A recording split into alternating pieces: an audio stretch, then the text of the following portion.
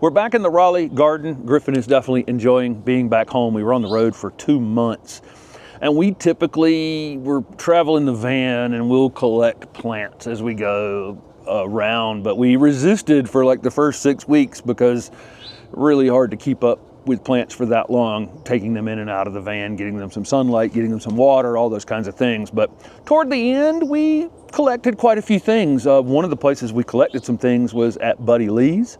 And I won a bald cypress in an auction at the Japanese maple event. Dr. Creech had brought a bunch of bald cypresses. It was the largest bald cypress in the world, was burned down by someone who was cooking meth in the woods. This is a real story. Burned the tree down. Turns out a few years later, somebody had actually taken some wood off that tree and came back around and told people they had, and had grafted it. And this was the photo you see is Buddy with the bald cypress. We gave him the bald cypress because he had a much better place to plant it, because he's got some wetlands on his nursery property that he can plant that tree. But it is basically a seedling from the Senator, which was the name of the tree that had burned down. And in exchange, he gave us a bunch of native plants that are really cool that we're going to go over in this video. So we've got a new ACA shirt for those plant nerds in your life. The other one was on a green background. There's still some of those available, and this one's on a much darker color. ACO is the last 5 letters of plant families, so Asteraceae, or we'll have some other plant families coming up here in this video, but we're going to show you mostly natives. There's a couple Japanese maples in the collection here, but mostly cool native plants that we have going in the Native Garden project over here. So let's get started on that. One of the things we got from Buddy was 4 Calocarpa acuminata. So we have Calocarpa americana, which is our native to the southeast United States Calocarpa. There's just a few native species of Calocarpa in North America. There's a lot in Asia, and a lot of the new introductions we've seen around Calocarpa for the last few decades have been Asian, mostly Asian species. For sure, because Calocarpa americana gets big in the garden and can grow super fast, but definitely worth having. And we have that white berrying americana over there. But while we were down at Buddy's, he did some open seedlings on acuminata, this is a native from Mexico down to like Bolivia, but weirdly it's hardy all the way up here to the Piedmont area of North Carolina. So zone 7B hardy, probably something like that. But he's got this crazy range of color in the berries. And so we see with Americana, mostly in the woods, you're going to see them as kind of a purple color, bright, super shiny berries on them. These do as well. But we've got pink ones like Welch's Pink, or is it Welch's Pink? I think it is. And then we have that white one over there that Buddy had given us. So there's other selections that have been made around Americana, but this is the craziest color grouping here. I've got 4 of them, and they go from this kind of purpley Merlot, I would call this like Merlot color berry on it, all the way to jet black, which is really kind of wild. These have just been grown pot to pot, and this is how I used to grow my Calocarpa americana. We just grow them pot to pot like this all year, and then in the winter we cut them down to about 6 inches in height, move them to a 3-gallon container, and grow them out the next year as a finished plant. So although this doesn't look great right now, as soon as I cut it down and it flushes back out in the spring, it will be a nice rounded shrub. Acuminata is Latin for narrow, and so you see the leaf on this one. I'll pull that off right there. You can see how the leaf gets super pointy and narrow up at the top. So that's where the Latin name acuminata comes from. The other thing is, this is in the Lamiaceae. I did go and cover up my ACA shirt because it's like 38 degrees out here. But this is in the Lamiaceae, or the mint family. Most of the mint family members are pretty good if you have deer or browsing animals in your garden. They typically aren't messed with as much. Of course, deer don't read plant tags and any of the information that I give on YouTube, so they may nibble some of that stuff, but most of the mint family members are pretty good for that. These will, some of the things we're selecting for here is the berries out on the ends like this. And so what happens with these Calicarpa is they grow all season and they bloom along the stems. They bloom along the stems, and then the berries form, and it kind of gets buried in the plant just a bit. And so acuminata has more of a tendency to have the berries out toward the end where you can see them anyway, and then of course selecting for that. And then this wild variation in color is just a trip. So we're going to probably plant kind of these in the same location all together in a location over there, and get this kind of wild contrast in color within the same space. But I thought you guys might be interested in that just jet black color. Of course, the birds will come along at some point and strip these berries off.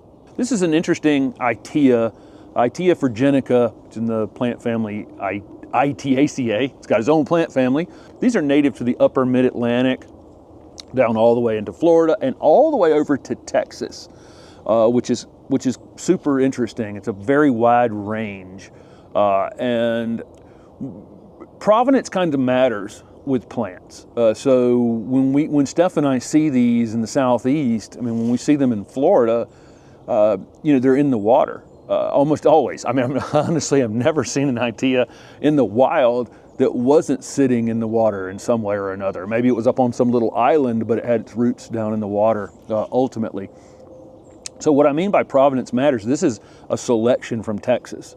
And so because it's over, a selection from, middle Texas somewhere, this one's probably going to ultimately be a tougher plant for those in the South or in Texas. If you're trying to have a native Itea in Texas, if you're trying to have a native Itea in Texas and someone just took one from Maryland and hybridized it or did a selection from there, and then you're potentially going to struggle with the plant, even though it's the same species.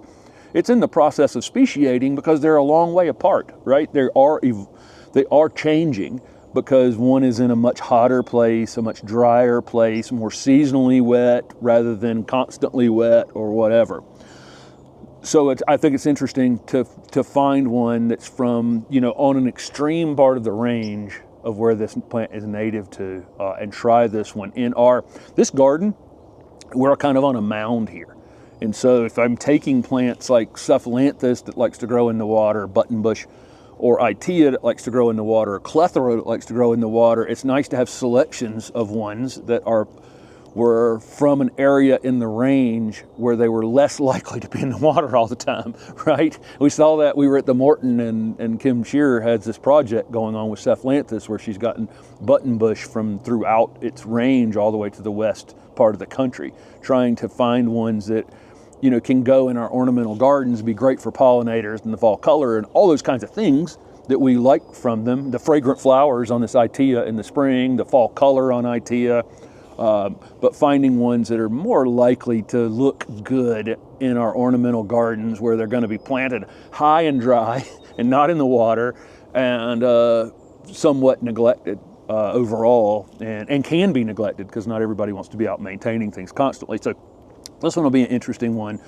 to observe. And here we are in November, and this thing still looks pretty good. I mean, it's really held up in the heat of the summer in Louisiana, where we picked this one up from. So be interesting to observe this one and the flowering and everything in the future. This is a pretty cool Fothergilla. So back in 2020, I think with our friend Bobby Green down in Alabama and a few others, they did the DNA analysis on Fothergilla, and I think there were 3 species, and now this is a 4th species. This is Fothergilla milleri. It was named after a plantsman that friends with Bobby, and an exploring plantsman in Florida and along the Gulf, which is can be kind of a crazy place to go exploring for plants, right? Find the swampiest place in the Southeast where everything wants to kill you, and go exploring for new plants. It's kind of wild. But this one, milleri, again, it's just, this species was just named in 2020, and again, it was from DNA analysis that there's actually, I think now 4 species of Fothergilla, but these get these honey-scented bottle brush-like flowers on them in the spring. They get really beautiful bluish green foliage. I'm shooting this in November, so what you're looking at here is a plant that's about to lose its leaves. They get great fall color, all the things we'd want from a Fothergilla, but this one, kind of excited to have this one because, again, this one was just described, and We had it in a video with Bobby down in Fairhope, Alabama a couple of years ago. If you guys want to go back and find that on the channel, Bobby is the introducer of Steph. Can you step back and go this direction? That's one of his camellias right there. That's October Magic Orchid, which is just finishing up flowering, although it's got a few more flower buds on it at this point. Here we are in almost Thanksgiving here in November as we're filming that beautiful camellia. But he also, you know, does some work with some native plants along the Gulf Coast as well, which is kind of fun. But anyway, this was a new one that's been described. Excited to have this one. We have Father Gilla Gardinii in the front garden, and this Milleri will go over here in the side garden. We'll see this thing bloom and have this super interesting blue-green foliage during the summer months. This one's in the Hamameliaceae, which is the witch hazel family. Witch hazel is the other plants you'd know in the witch hazel family if you watch the channel are things like Distilium, Loropetalum, witch hazels. Obviously, we have a native witch hazel over here in the native garden. So we're a lot of different plants from all around the world, but of several woody shrubs. You know, a lot of times when we're in one of these plant families, you know, they won't necessarily, a lot of them will be, within that plant family will be herbaceous perennials, shrubs, trees, whatever, but this particular plant family has quite a few of our ornamental shrubs in it. One of the stops on our tours in the Fort Worth and Dallas area while we were at the Japanese Maple event was at Metro Maples, which is a really cool place. And the owner, Scott, gave a presentation on bonsai at that event, which was really kind of cool. We had this really interesting bonsai area. We filmed a little bit of it. I don't know if I'll be able to find it right now as I'm talking about it, but he does some really interesting, amazing bonsai work. But then he's got this Japanese maple collection for sale there. Really great prices. These 1 gallon container grafts were $25 out of his retail area there. Definitely worth stopping. We love buying small plants and watching them grow. But this one, Trompenberg, which we saw at Trompenberg Gardens in Rotterdam, was one I had wanted just because it's not necessarily that this would be my top of my list for buying a Japanese maple, but because we had gone to Trompenberg Gardens and it was such a memorable garden to have visited. I've probably talked about that garden more than I've talked about any garden I've ever visited to other people. As you know, we've been in conversations in the 3 or 4 months since we were there. So I got this maple. Just, you know, again, I love plants with stories here in the garden. And every time I think about this one, I'll think about our visit to Rotterdam and that garden. And then Steph picked out an Orangeola, which is a weeper. This super, super fine textured dissectum that, you know, is very popular variety for a good reason. Great fall color, great spring interest, and then, you know, it's incredibly almost fern-like foliage on Orangeola. So we did bring those 2 Japanese maples home. This is Pieris filarifolia, which is a native to the southeast United States. This was an interesting one. Climbing fetterbush is the common name for this one because it has a climbing tendency. And when you find these can, I've seen photos where they're growing out of the bark on trees, you know, as little climbing plants that have seeded themselves into a tree. Buddy's actually been selecting for these to be more shrub formed, you know, and so rather than being climbers, there's 3 of them here. These are in the Ericaceae, which is the heather of the heath family. Lots of plants in that heath family, lots of shrubs that we use in our gardens in this particular family. Typically, these are plants that like very low pH soils. Peat bogs is typically where most of these, you know, heath family plants, blueberries included, and you know, these probably could be mistaken for blueberries when they're not. Even in flower, where they have those little dangling white flowers on them. But you see the new foliage on this. A lot of people don't know we have native species of Pieris because almost all the Pieris that we have in our gardens is Pieris japonica.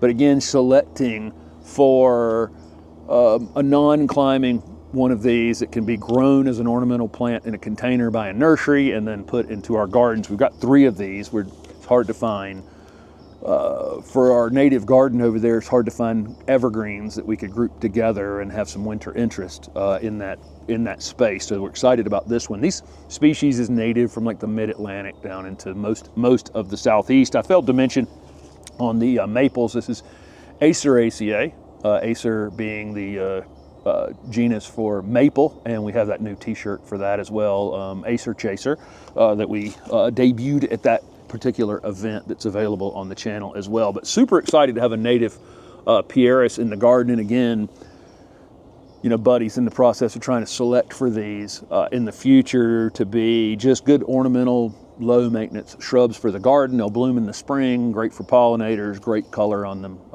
You know, anytime they're actively growing, they have this beautiful new growth on them. This is a really interesting tree, and it doesn't belong to us. It actually belongs to Lynn Swanson. She got this in the auction at the Japanese maple event. Dr. Creech brought this scooch maple to the event. He's been working with these for a long time. And we brought it home for Lynn after she won it, so she didn't have to knock the soil off of it and put it on an airplane in her luggage and send it back. So we have it here whenever she's we got to meet up with her at some point and give her her tree. It's just a stick right this minute. It has obviously gone to sleep for the winter. So I know Dr. Creech has been working with these scooch maples for a long time. This is like a subspecies of sugar maple. So Acer saccharum, subspecies Scoochii or Scoochii. Some people would just do Acer Scoochii, so and not consider it a subspecies of sugar maple. Really super interesting plant. It will take a really wide range of pHs. So, you know, typically we think of sugar maples probably being most happy in pHs of 5 or 6, you know, fairly low acidic pHs, but these are actually native to cloud forest in Mexico and Guatemala and grow in these crazy ravines where they just stick out of the side of the rock. Just really wild, and they'll take much higher pHs. Super tough plants. So he's had them at the SFA garden in Texas and Nacogdoches for a long time, and has sent them out to various places, and people have been trialing them. There's one at the Ralston Arboretum. I know one looks really good over there, and I think they've had one decline in the past. These need sharp drainage, so when I say they grow out of rocky outcroppings, you know, this is a plant that just doesn't really want wet feet. So the one that's at the Ralston that's happy is planted on a mound, and it's planted in really grit, some sort of expanded slate or something like that. But for some of the public gardens in the southeast that really need tough plants, and possibly, you know, with rainfall kind of changing a bit, where we're getting our normal amount of rainfall, but it seems to be falling more in intense rains and then having more gaps in between, you know, kind of the perfect plant for that. But an interesting one, the samaras are quite attractive on these too. They're a reddish color. The little whirly bird seed things that we know of on maples are quite attractive on these as well. But anyway, super interesting plant that again doesn't belong to us, but I thought I'd show it off here because it's such an interesting one, native to North America. Since we got home, we had a friend bring us a Kentucky coffee tree. New, it's 6 or 8 inches, but it's one of our absolute favorite trees. And again, I love planting things that are small like this and watching them grow in time. I think that's one of the, I have patience. And so, you know, I know most folks are going to want to, you know, a little instant gratification, but we really enjoy watching the garden grow in time. He also brought us gray dogwood or Cornus racemosa. These tend to grow in like thickets. This is a big native range for this plant, but it can actually be tree formed. And so we'll take this one that's already kind of volunteering to be tree formed a bit and turn it into a small ornamental tree. But again, typically you'll see this one growing in thickets. You talk about a big native range. This is pretty much all of eastern United States, all the way to like middle Texas and up through Oklahoma and Nebraska and North and South Dakota. Big native range for gray dogwoods. But again, typically when you find them, you'll just find a kind of a forested, little low thicketed area of them, but they can be turned into nice ornamental plants. So we're going to do that in the native garden over there. We also have a Cyrilla, racemiflora. So Cyrilla is one of our absolute favorite native plants. When we see this thing blooming, the one that Denny Werner we have filmed at his house when his is in full bloom. And you'll see on a Cirilla tag, a swamp tai-tai, common name for this one, other common names for it as well. But you'll see maybe 10 feet to 30 feet as a range for height. I would say, how tall do you think Denny's is? Maybe 20 feet tall? 22, 20. Yeah, 20, let's say it's 20 by 20. So it's taking up a pretty big space. We'll probably ultimately, you know, how we do here, we'll limb things up so we can still use the ground space around them. But when this thing's in bloom, there's nothing. I mean, you can hear the pollinators on them when they're in full bloom. It's unbelievable how many bees and other things that this plant will draw in, and all kinds of interesting wasp and other native pollinators that you just don't normally see. So super excited to have a Cirilla for the native garden over there. This one was from Buddy. Doesn't have a name. He's selecting for various things on these, and this is one that he wasn't going to be introducing, but I'm sure it'll be interesting to see what this one does in the garden over there. So there you go. There's some of our native plants. We've got a Lakothawi as well, and we'll talk about that one when it goes into the ground. That's a Southern Living Plant Collection one that will also be over there in the native garden. And I think that was that filled up our shower. We have a tiny little shower bathroom in the RV, and that's where we put plants in as we collect, as we're going down the road. So it was quite full.